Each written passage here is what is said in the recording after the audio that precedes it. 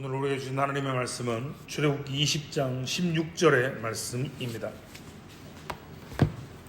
출애굽기 20장 16절의 말씀입니다. 구약성경 112페이지 혹은 3페이지에 있습니다.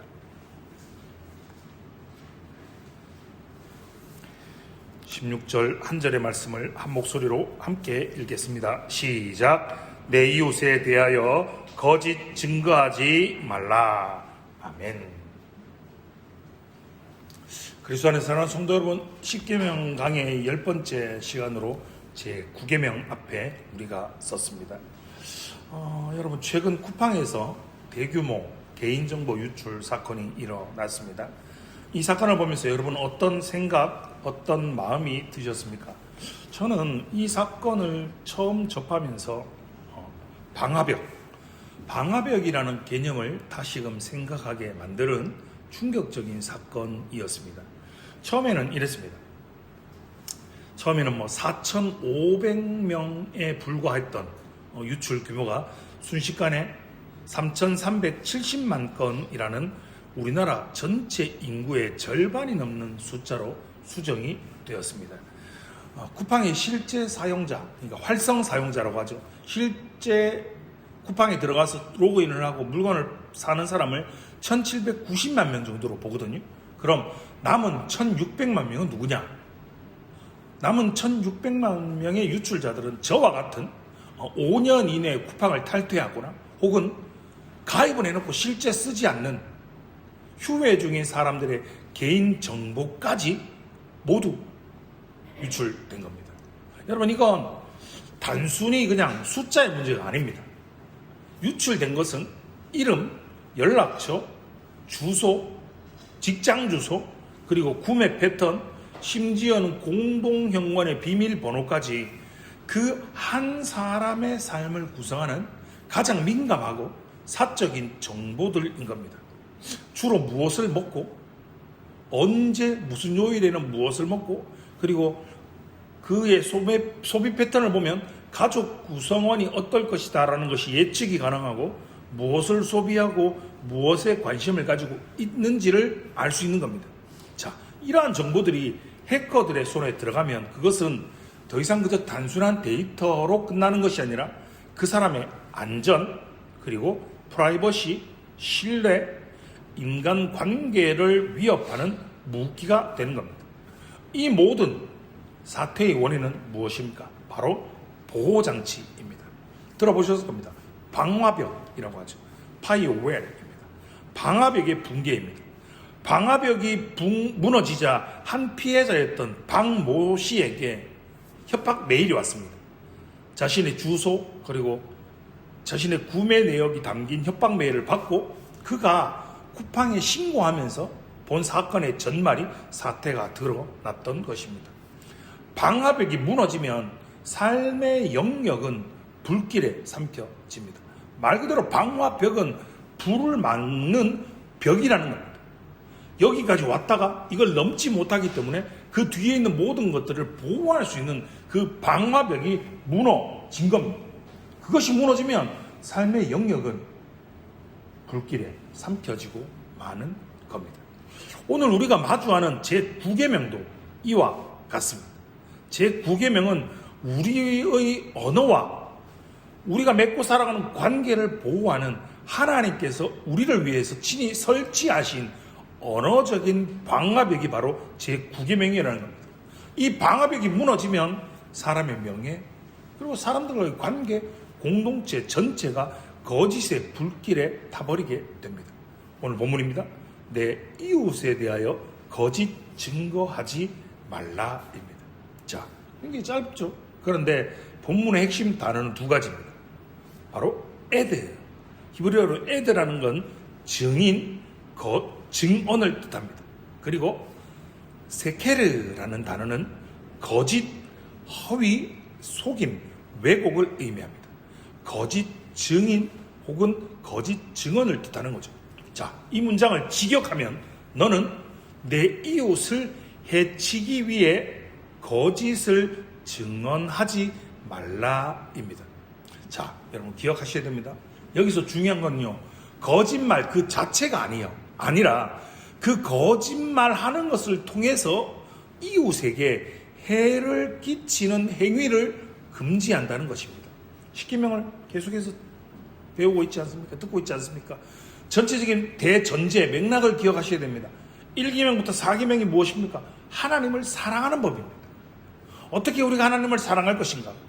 5계명부터 10계명은 하나님을 사랑하는 백성들이 어떻게 하면 이웃을 사랑하고 섬길 것인가 입니다. 그럼 제9계명은 거짓말 자체라기보다는 그 거짓말을 통해서 이웃에게 해를 끼치는 행위를 금지한다는 것이죠. 성경이 말하는 거짓 증거는 단순히 그냥 거짓말을 넘어서 이웃의 생명, 이웃의 재산, 그의 명예를 해치는 모든 언어적인 행위를 포함하고 있습니다. 이 계명은 공동체적 신뢰를 지탱하는 언어의 초석, 언어적 방화벽이기 때문입니다. 한번 생각해 보십시오. 고대 이스라엘 사회에서 이루어지는 재판은, 법정은 여러분 현대처럼 복잡하지 않았습니다. 요즘이야 어디를 가도 CCTV 있지 않습니까? 심지어는 핸드폰으로 녹화, 동영상을 찍기도 하고 녹음이라는 것도 하잖아요. 심지어는 차량용 블랙박스 때문에 웬만한 거리를 지나가면 다 찍힙니다. 그런데 고대 이스라엘 사회는 그런 거 없었지 않습니까? 그럼 본 사람도 없고 영상으로 제출할 것도 없잖아요. 그럼 증인의 말 한마디 한마디가 내가 그거 봤다 라고 말하는 그 증인의 말 한마디가 누군가의 생명과 재산에 아주 중요한 결정 지을 수 있는 요건이 되었다라는 거죠. 신명기 19장 15절은 이렇게 이야기합니다. 사람의 모든 악에 관하여 또한 모든 죄에 관하여는 한 증인으로만 정할 것이 아니요 두 증인의 입으로나 또는 세 증인의 입으로 그 사건을 확정할 것이며 라고 말합니다. 자, 증인 두세 명이 없으면, 증인 두세 명의 증언이 없으면 유죄 판결을 내릴 수 없었다는 말입니다. 자, 이걸 뒤집어 생각하면, 이걸 반대로 말하면 두세 명의 거짓 증언이 있으면 무고한 사람에게 유죄 판결을 내릴 수 있다는 말이 되는 겁니다. 그렇기에 거짓 증언은 곧 살인을 의미했습니다. 그러므로 거짓 증언은 사람의 생명을 해치는 살인죄, 우리가 제6계명의 말씀을 배웠지 않습니까? 살인하지 말라. 결국 거짓 증인은 사람의 생명을 해치는 살인죄로, 그리고 제8계명인 사람의 명예와 재산을 빼앗는 도둑질하지 말라라는 8계명으로 이어지는 무서운 도미노 범죄가 되었습니다. 여러분, 그렇기에 제9계명은 다른 모든 사회적 계명을 지키는 관계의 수호자라고 할 수 있는 겁니다. 자, 이 제9계명이 얼마나 심각한 결과를 초래하는지 보여주는 대표적인 사건을 우린 잘 알고 있습니다. 바로 열왕기상 21장에 기록된 바로 아합 왕과 이세벨 그리고 나봇의 포도원 강탈 사건입니다. 잘 아시죠? 이스라엘 왕 아합이 나봇의 포도원을 탐냅니다. 그런데 나봇은요, 이 땅은 조상들의 유산이기 때문에 땅을 팔 수 없다. 하나님의 율법인 레위기 25장 23절의 말씀을 근거로 이 땅을 팔 수가 없습니다. 라는 이유로 거절을 합니다. 그러자 아내 이세벨이 음모를 꾸밉니다. 나봇이 그의 남편 아합에게 포도원을 팔지 않자 이세벨은 건달 즉 거짓 증인 2명을 고용해서 나봇이 하나님과 왕을 저주했다, 내가 그걸 들었다 라고 거짓 증언을 하게 만든 겁니다. 그 결과 나봇은 돌에 맞아서 죽임을 당했습니다. 살인죄잖아요. 6계명을 위반했죠. 그리고 그의 포도원은 결국 아합에게 빼앗기고 맙니다. 제8계명의 위반인 거죠. 여러분, 이처럼 거짓은 홀로 움직이지 않습니다.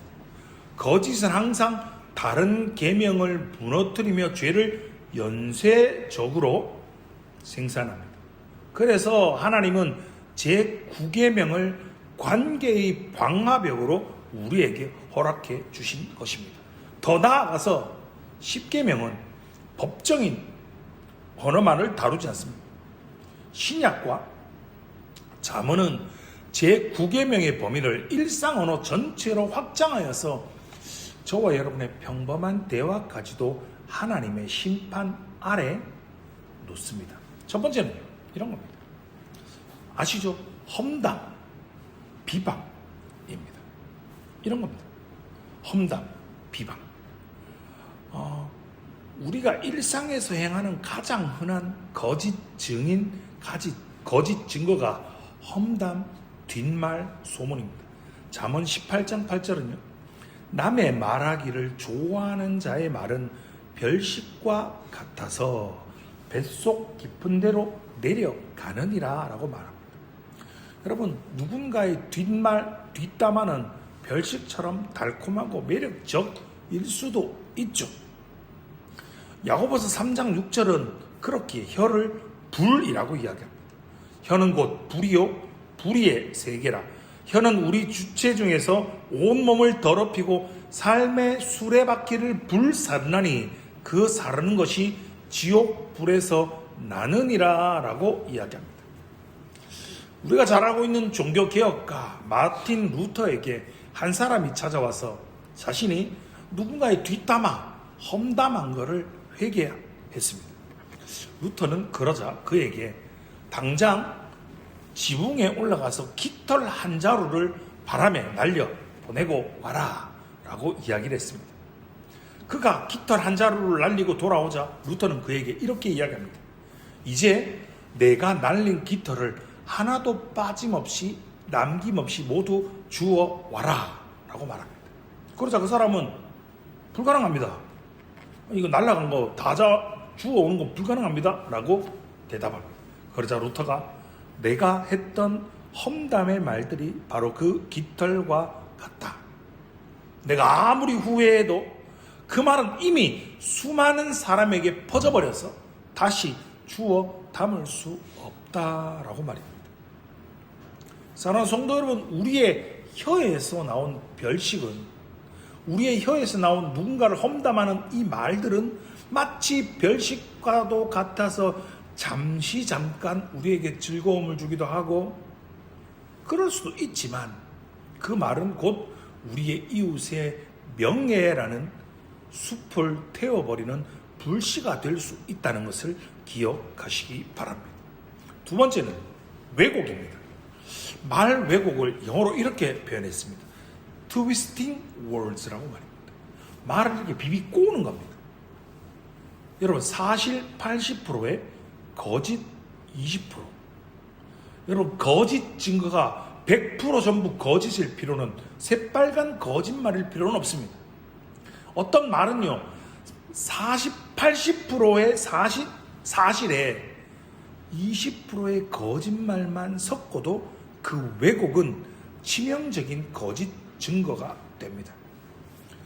신문, 미디어를 통해서 우리 많이 경험하고 있지 않습니까? 여러분, 많이 거짓말도 아닙니다.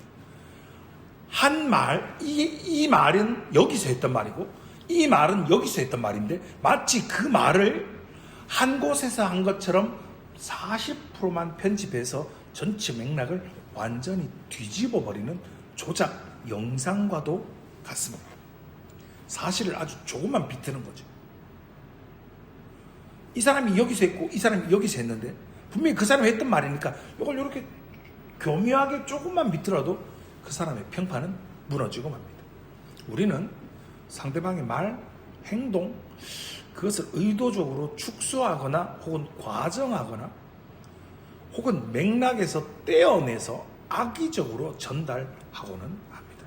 이것이 바로 관계의 방화벽을 뚫고 들어오는 언어적인 해킹인 겁니다. 세 번째는요, 성급한 판단입니다. 듣기 전에 대답하는 미련함입니다. 잠언 18장 13절은 이렇게 경고합니다. 사연을 듣기 전에 대답하는 자는 미련하여 욕을 당하느니라. 여러분, 종종 그런 경험하지 않습니까? 누군가의 한쪽의 말만 듣고 판단을 내립니다. 내가 그 사람을 잘 알고 있다고 생각하기 때문에 그 말을 전하는 사람이 나와 관계가 있기 때문에 그 사람의 말만 듣고 판단을 내리는 겁니다. 내가 그럴 줄 알았다. 가가 그럴 줄 알았다. 내가 그 사람, 아이고 결국 그렇게 될 줄 알았다라고 한쪽의 말만 듣고 성급하게 결론을 내리고 그 판단을 즉시 다른 사람에게, 야, 내가 가한테 들었는데 가 그렇다더라. 아이고 내가 그럴 줄 알았다 라고 한쪽의 말만 듣고 판단하고 그 판단을 역시 다른 사람에게 전달하고 맙니다. 여러분, 재판이든 사람과의 관계든 공정성은 반드시 양쪽의 이야기를 모두 듣는 데서 시작됩니다. 성급한 판단은 이웃의 인격을 훼손하는 폭력적인 언행과 선고와 같습니다. 네 번째는 침묵의 거짓말입니다. 이상하죠? 침묵인데 거짓말이다. 이건 다르게 표현하면 외면하는 죄입니다. 레위기 5장 1절은 이렇게 이야기합니다. 만일 누구든지 저주하는 소리를 듣고서도 증인이 되어 그가 본 것이나 알고 있는 것을 알리지 아니하면 그는 자기의 죄를 져야 할 것이요 그 허물이 그에게로 돌아갈 것이며 라고 말입니다. 여러분, 굉장히 무서운 죄입니다. 침묵의 거짓말이죠. 만일 누군가가 저주하는 소리를 들었는데 그 소리를 들은 것을 내가 증인이 되어서 증언하지 않고 침묵하고 방관한다면 그 죄를 그에게로 돌릴 것이다 라고 말하는 겁니다. 진실을 말해야 할 때 침묵하는 것, 불의를 보고도 외면하는 것, 억울한 사람을 보고도 야, 저건 내 일 아닌데 뭐 냅두고 방관하는 것, 이것 역시 제9계명의 위반이라고 성경이 우리에게 말씀하여 주십니다. 여러분, 물론 정말 어려운 시대를 살고 있는 것은 확실합니다.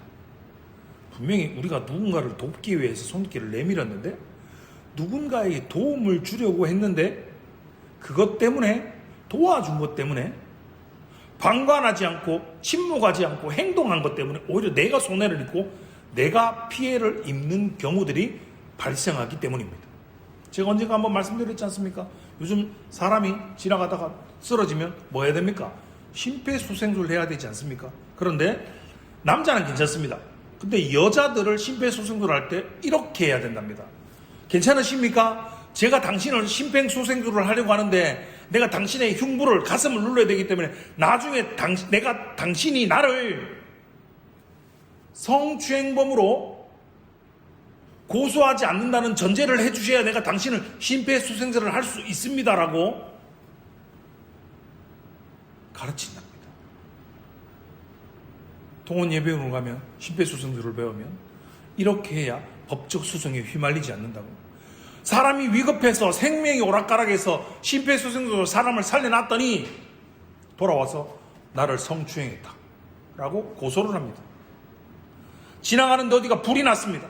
그래서 불을 나는데 어떻게 해야 되면 꺼야 되지 않습니까? 그런데 상가에 들어가서 그 식당에 있는, 그 매장에 있는 소화기를 가지고 불을 껐답니다. 그랬더니 며칠이 지나서 연락이 왔답니다.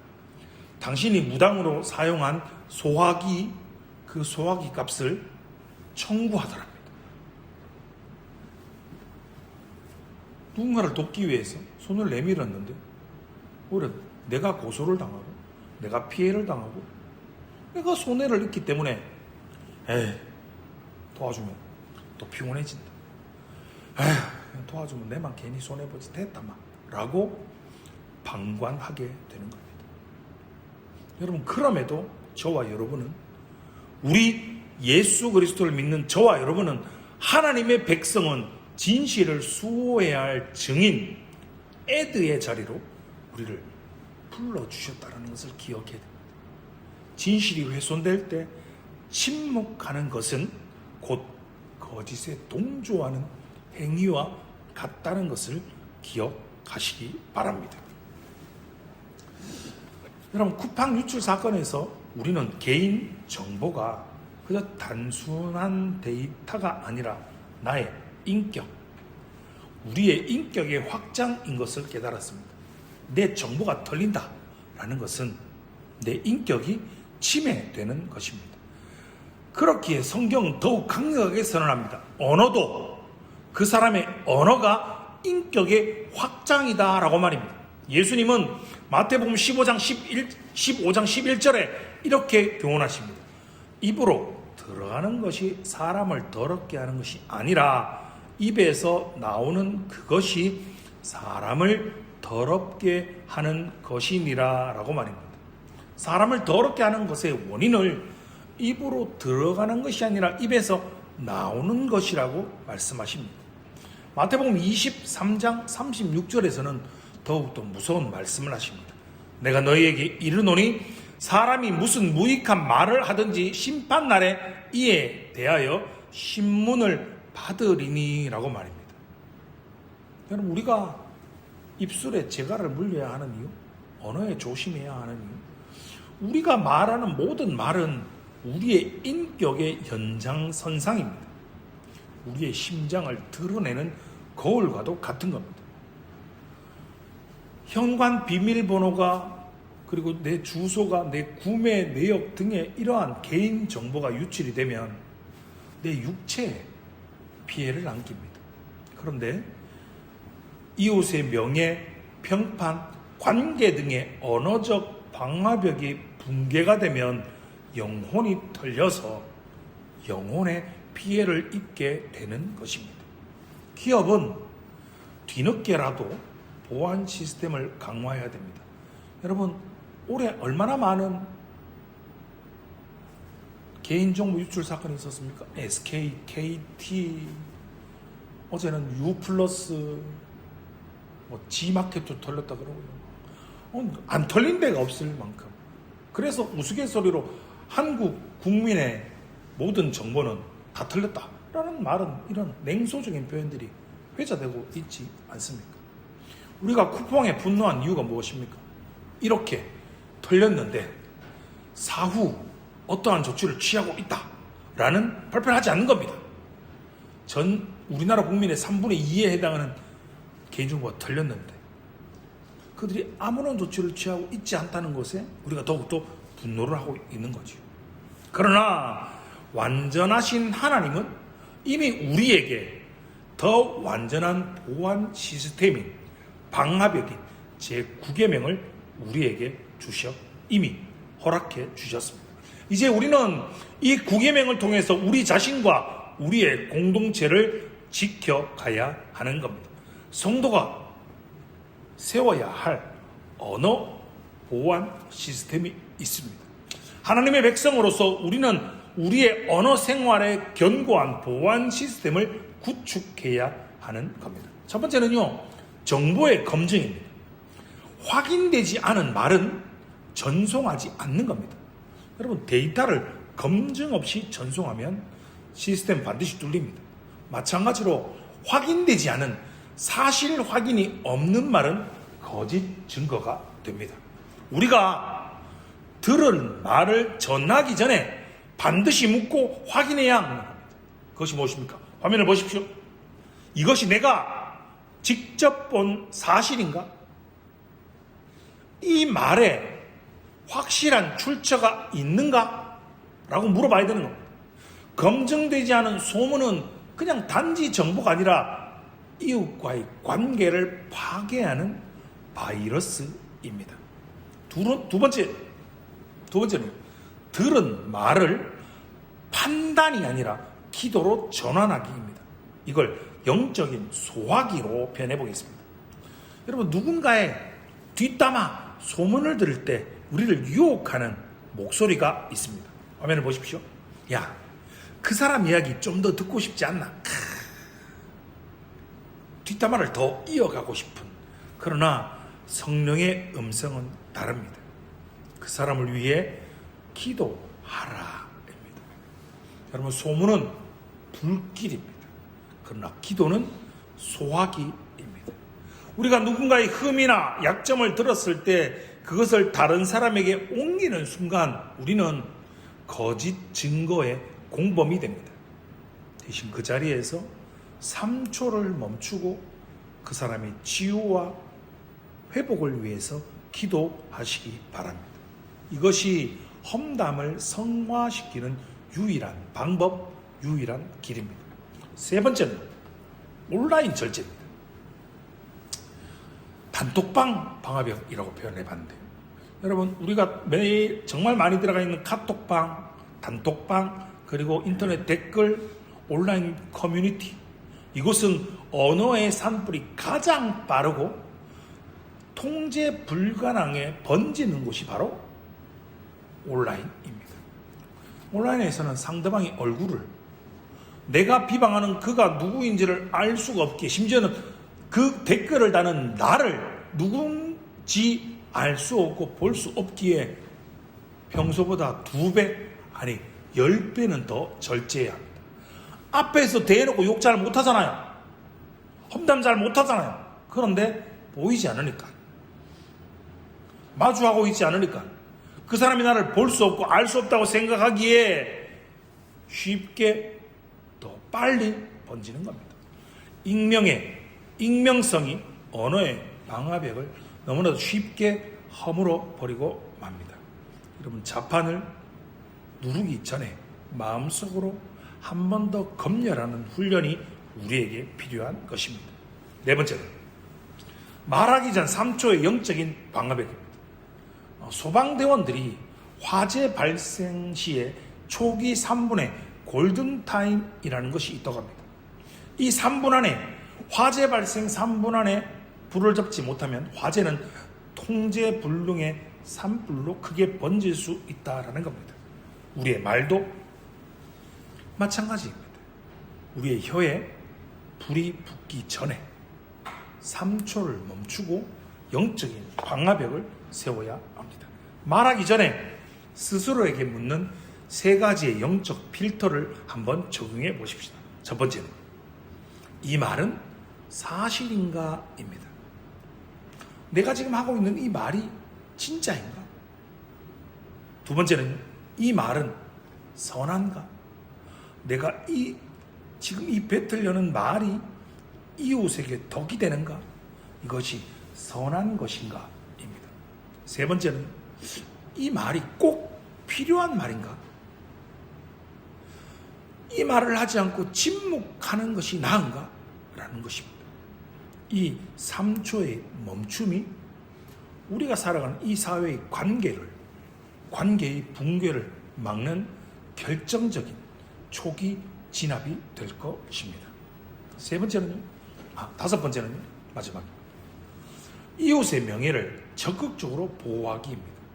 십계명을 살펴보고 있지 않습니까? 제9계명은 단지 소극적으로 거짓 증거하지 말라라는 소극적인 금지 명령을 넘어서 진실을 증언하여 이웃의 명예를 적극적으로 보호해라 라는 적극적인 의미를 우리에게 담고 있는 겁니다.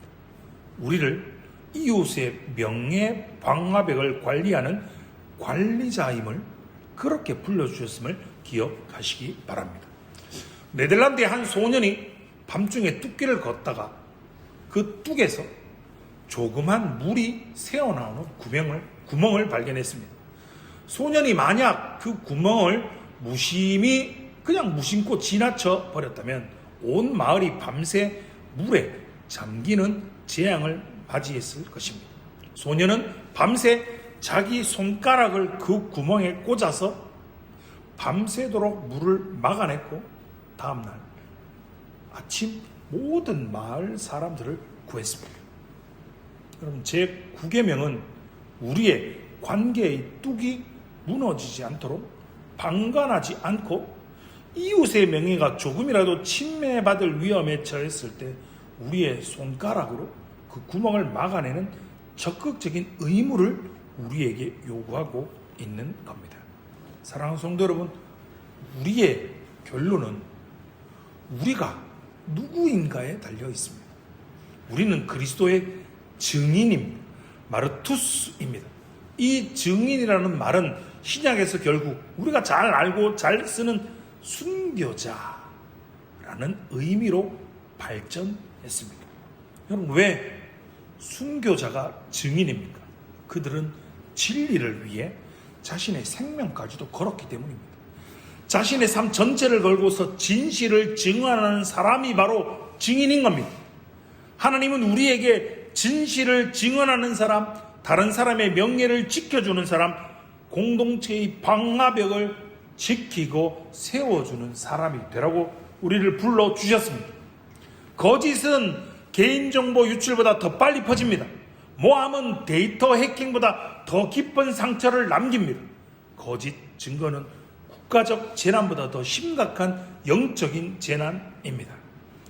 그러므로 사랑하는 성도 여러분, 오늘 우리의 삶 속에서 진실을 말하고 사실을 정확하게 판단하며 이웃의 명예를 보호하고 공동체를 지키는 언어적 방화벽을 굳게 세우시기 바랍니다. 우리가 제9계명을 지키는 삶, 진실의 증인으로 살아갈 때 하나님께서 우리의 개인과 가정과 교회와 공동체를 거짓의 불길로부터 영원토록 지키시고 보호해 주실 것입니다. 언어적 방화벽을 세우는 진리의 파수꾼으로 불러주신 그 부르심에 합당하게 살아가시는 복된 성도님들 되시기를 주님의 이름으로 축원합니다. 기도하겠습니다.